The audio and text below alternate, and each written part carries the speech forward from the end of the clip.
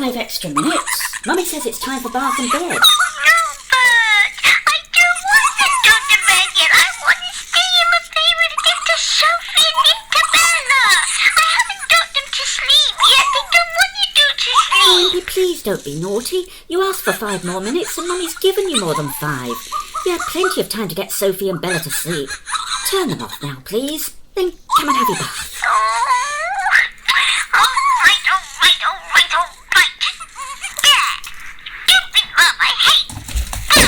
Impy, I don't believe I saw you do that. Poor Sophie and Bella. Princesses don't throw things because they can't get their own way. Put them in the toy box nicely, please, then go and get in the bath. It'll be cold if you don't get a move on. Oh, poor Sophie and Bella, nothing to me, but I should think not indeed. What have Sophie and Bella ever done to you? Now stop this monster already for you. All you have to do is get into it. I've taken a lot of trouble over this. Because they're too heavy to hang on the curtains. You don't want them to fall down and break, do you?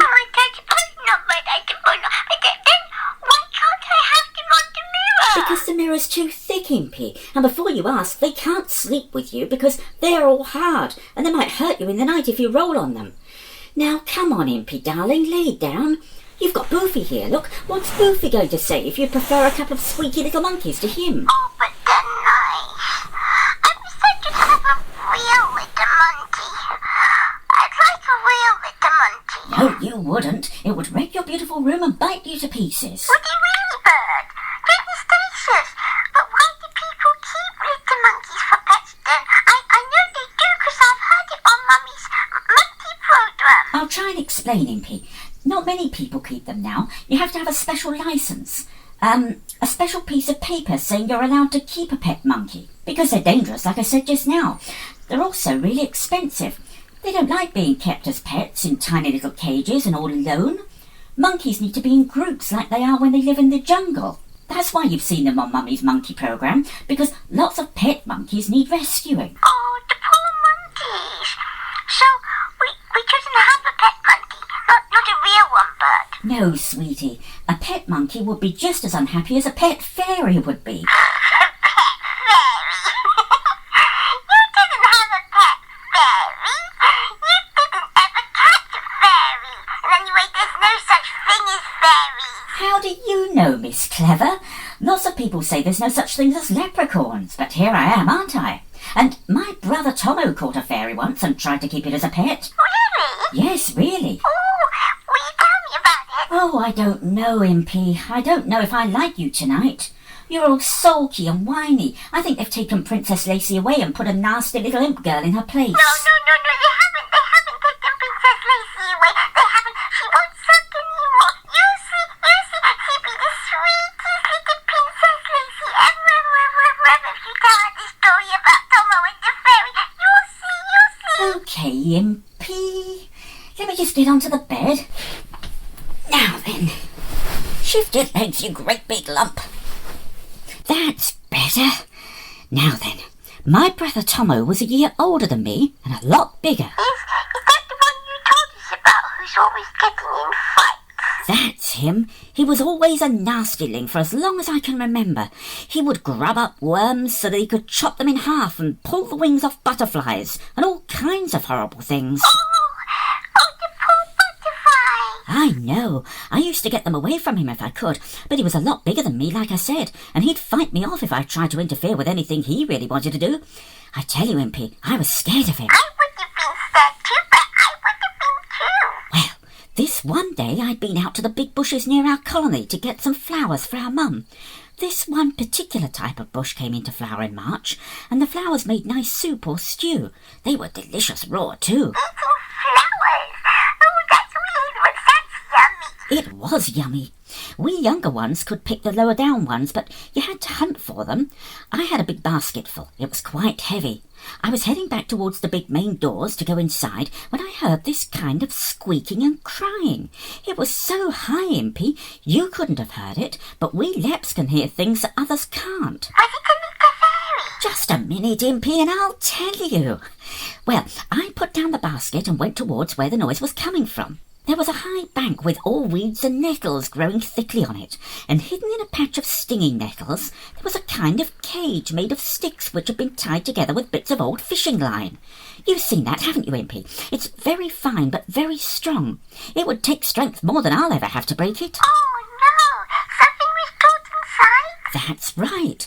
Inside the cage was what I took at first to be a big dragonfly. Oh, it was beautiful, Impy, all emerald green and silver. But when I looked closer, I saw it was a beautiful little fairy with emerald green wings and long silver hair floating all around her. She was flying around and around the cage, screaming and crying in fright, and crouching by the cage was Tomo, grinning all over his nasty big face and poking at her with a stick. Oh, the poor little fairy, the tiny poor little fairy!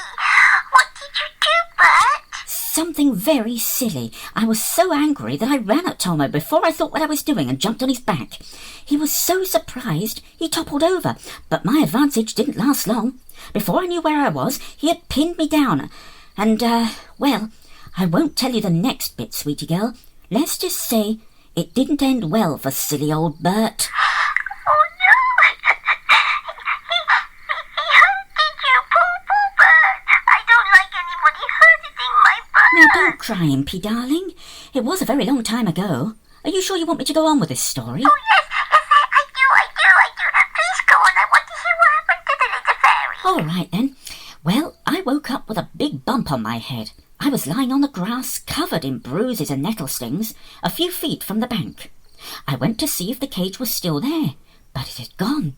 So had all the flowers in my basket. That horrible Tomo had eaten every single one, and I'd taken hours finding them. Well, if I didn't want to make Mum hopping mad, I'd just have to get more. So I scraped myself up off the grass and headed back to the bushes. I was hunting for more flowers and had just found a good patch when I suddenly heard a tiny little voice calling. Here! I'm here! Come here! Oh, it was the fairy. Right again, Impy. Tomo had big muscles, but his brain was tiny. He never thought that, having taken all my flowers, the first place I'd go was straight back to the bushes for more. He thought those thick bushes would be a safe hiding place. The idiot! I did laugh. There the cage was. He hadn't even hidden it very far inside. Silly old Tomo. Yes, indeed.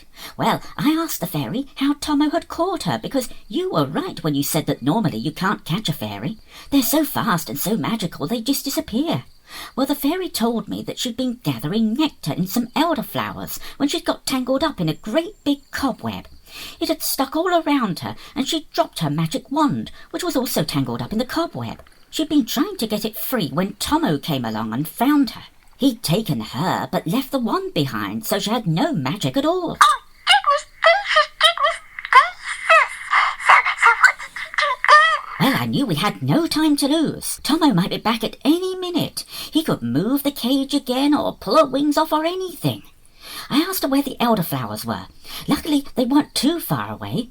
I zapped there, and sure enough, there was the great big cobweb, high up on an elder bush. And sitting right in the middle, there was a great big spider. Oh, no! You didn't search the cobweb for the wand with that sitting there. Did you have to hit it with your shoe? Hit it with my shoe? What an awful thing to suggest. Of course I didn't hit it with my shoe. Well, what did you do then? I said, "You are an ugly great brute, aren't you?" The spider looked at me then. "Yes," I said, "you're really ugly. In fact, you're probably the ugliest thing I've seen today." The spider started to get up, but then it sat back down again. "And," I said, "you're hairy. Look, hairs everywhere. Disgusting," I said. The spider was angry, I could see. Spiders are very full of themselves, Impy. They hate being insulted. The spider had got up, and it was quivering all over, but it was still on the cobweb. I had to get it to come down off the elderbush, because beneath its legs I could see a glint of silver. Impy, it had sat its fat behind right down on the fairy's wand. Oh, no! "Oh, yes. Of course," I said. "Those hairs wouldn't look so bad if you weren't going grey." Your skin's all wrinkly too. Shame you don't take better care of yourself. You've really let yourself go, you know.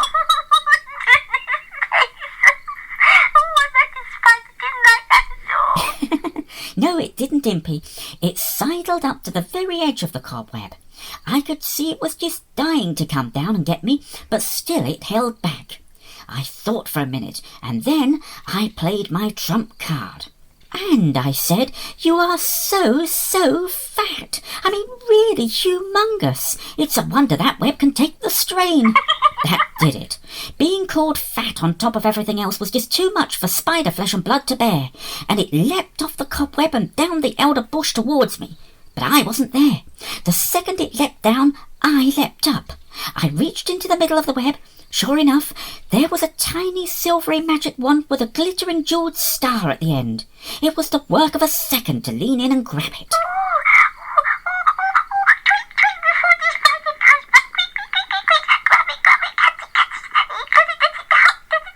Then I bounded down the elder bush again. The spider was still looking for me and didn't even notice as I flashed past him, running as hard as I could, and zapped back to the bushes. Thank the stars she was. I slid her wand through the bars of the cage to her. In a second, she'd broken it open and was soaring free into the air. She flew around me in a circle, dropping crystal-clear dewdrops on my hair, and she said, "Thank you, thank you." Then she flew away, and do you know, Impy, when I went to pick up my basket, it was full to the brim. No, piled high with flowers. Really huge flowers, much better than the ones I'd had before. Oh, how lovely. It was. And I'll tell you another strange thing. After that, Tomo still got angry with me, a lot, but he never quite seemed able to bash me up. I don't know why, but he never hit me ever again after that day. I think those dewdrops the fairy put on me stopped him. You see, fairies need to be free to be happy, like most wild animals. There are some that are rescued or kept so that they don't die out altogether, but mostly they need to live naturally. They are nice too, Auntie Bert. I do like to look at them all the same. I know you do, Lacey loves. If you're a good girl, maybe one day we could go in Michael's car to the place where all the happy rescued monkeys live in groups, in the great big acres and acres of land that they have, so it's as near to them living in the wild as possible. Would you like that? Oh, yes, I would, Bert. I would like that an awful lot. It would be brilliant. Come on now, you go to sleep, and you can dream about the monkeys. And hey, look, there's nothing to stop you having all the toy ones you like. If you save your pocket money, you could have your own monkey group of fingerlings, couldn't you? My own little fingerlings group. I'd really like that, Bert. That would be nice. Snuggle down now, sweetie girl. Time for the song. Hands together, eyes closed. I got a frog in my foot, but you start it tonight. Okay, Impy darling.